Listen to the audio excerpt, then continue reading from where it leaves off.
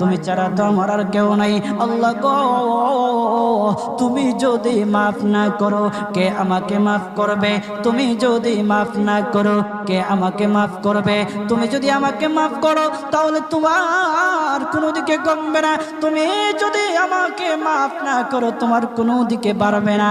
আল্লাহ গো, তুমি আমাকে মাফ করে দাও। সারাটা জীবন অন্যায় কাজ করেছি, সারাটা জীবন নাফরমানি করেছি, আমার কাছে কালেমার দাওয়াত কম আসে নাই, আমার কাছে কালেমার দাওয়াত কম আসে নাই, আমাকে লোকেরা কম বোঝায় নাই। ওগো আল্লাহ, তুমি আমাকে মাফ করে দাও। মাফ না করলে কোথায় যাব, কার কাছে যাব? বাবা যখন মারে তখন মার কাছে আশ্রয় নেওয়া যায়, মা যখন প্রহার করে তখন বাবার কাছে আশ্রয় নেওয়া যায়, বাবা মা যখন প্রহার করে তখন দুনিয়ার কারো না কারো কাছে আশ্রয় নেওয়া যায়। ওগো